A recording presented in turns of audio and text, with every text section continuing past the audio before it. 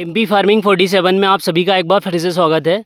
तो आज हम बात करने वाले हैं मूंग की दो लेटेस्ट वैरायटियाँ, दोनों में कंपैरिजन करके दिखाएंगे आप सभी को कि क्या कंडीशन है और क्या दोनों में फ़र्क है। अभी अगर इस साइड देखोगे तो इस साइड जो वैरायटी लगी है ये पूसा की 1641 लगी हुई है, जो कि हाल ही में रिलीज़ की गई है और काफ़ी किसानों को इस वैरायटी का सीड मिला भी है। उसके साथ अगर इस साइड देखोगे तो ये काफ़ी कम सीड है और मात्र 1 केजी सीड था, जो कि हम 27 का है। और हम 27 में अगर आप देखोगे तो इसमें अभी फलियां हरी हैं और अभी इसमें 50% फलियां पक चुकी हैं और 50% फलियां इसमें अभी हरी हैं। अब दोनों की अगर बुआई तारीख के बारे में बात करें, सोइंग डेट के बारे में बात करें, तो 16 मार्च को बोनी की गई थी और 16 से 17 मार्च को इसमें सिंचाई हो चुकी थी।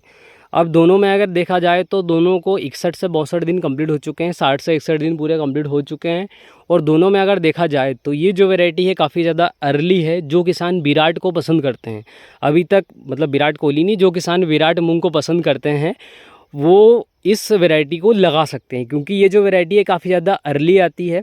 उसके साथ इसमें जो कैपेबिलिटी है, मतलब अभी तक जो देखी गई है इस वैरायटी की, ये कैपेबिलिटी है कि ये जो वैरायटी है काफ़ी जल्दी फ्लावर से फूल में कन्वर्ट हो जाती है। तो जो किसानों के पास 4 सिंचाई में मूंग लेकर आना चाहते हैं, कम सिंचाई की व्यवस्था है और उनकी मिट्टी काफ़ी ज़्यादा हेवी है, क्योंकि एक चीज़ हमने नोटिस की है कि जहाँ हेवी सॉइल है वहाँ अगर आप कम दिन की वैरायटी लगाओगे तो वो काफ़ी जल्दी और काफ़ी अच्छा उत्पादन देगी।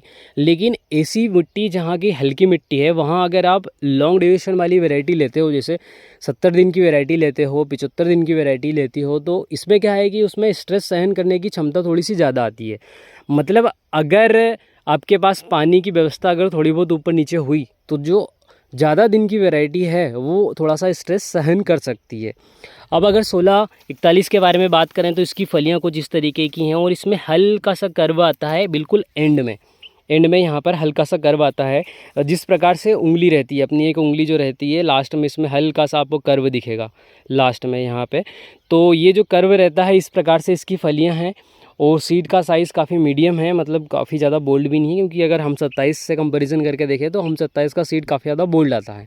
उसकी अपेक्षा 1641 का जो सीड है काफ़ी छोटा आता है। तो जो किसान विराट मूंग को पसंद करते हैं वो किसान इस वैरायटी को लगा सकते हैं, क्योंकि इसमें फूल से फल में कन्वर्ट होने की जो कैपेबिलिटी है बहुत कम समय के लिए, मतलब जो किसान मारूका से परेशान हैं वो किसान इस वैरायटी को लगा सकते हैं, क्योंकि फूल निकले, फूल से खट से पोट में कन्वर्ट हो गया, उसके बाद फलियां पक गई, तो काफ़ी कम समय में ये वैरायटी पककर तैयार हो जाती है। 55 से लेकर 57 दिनों में ये वैरायटी पककर तैयार हो जाती है, जो कि हमने इस वर्ष इसमें देखा भी है।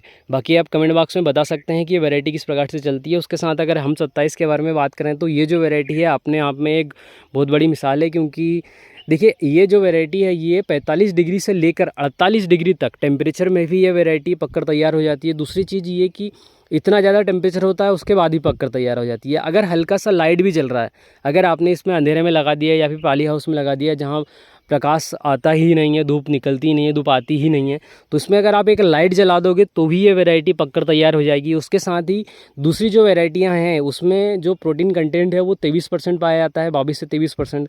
लेकिन हम 27 में जो प्रोटीन कंटेंट है वो 30% पाया जाता है। इसलिए इस वैरायटी को खाने में भी काफ़ी ज़्यादा सूटेबल है और सीड साइज़ काफ़ी ज़्यादा बोल्ड है, इसलिए जो दाल के लिए उपयोग की जाती है ये वैरायटी को काफ़ी ज़्यादा उपयोग में लिया जाएगा।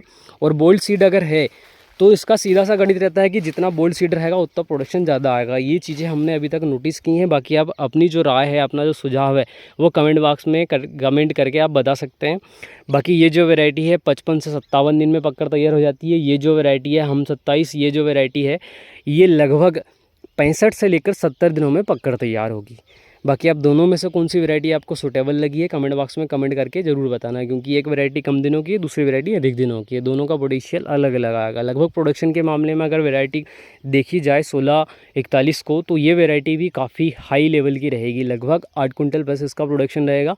उसके साथ ऐसे किसान जिनका कि खेत काफ़ी लेट खाली होता है, जैसे कि ऐसे किसान जो कि गेहूँ लगाते हैं लेकिन काफ़ी एंड में कटता है उनका, तो ऐसे किसान इस वैरायटी को लगा सकते हैं। क्योंकि जैसे धान वाला एरिया देखा जाए, जैसे नर्मदापुरम हो गया, उसके साथ फिर नरसिंहपुर हो गया, जहाँ धान की खेती की जाती है, तो वहाँ क्या होता है कि बारिश में धान की खेती की जाती है, उसके बाद गेहूँ थोड़ा सा लेट लगता है। अब अगर गेहूँ लेट लगा तो उनकी जो मिट्टी है काफ़ी ज़्यादा हैवी सॉइल रहती है, तो वहाँ पर आप इस वैरायटी का सिलेक्शन कर सकते हैं, क्योंकि ये जो वैरायटी है हैवी सॉइल में काफ़ी अच्छा उत्पादन देगी।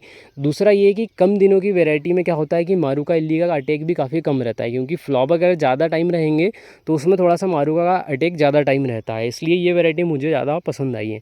बाकी आज के वीडियो में इतना ही। एंड तक वीडियो वॉच करने के लिए बहुत बहुत धन्यवाद।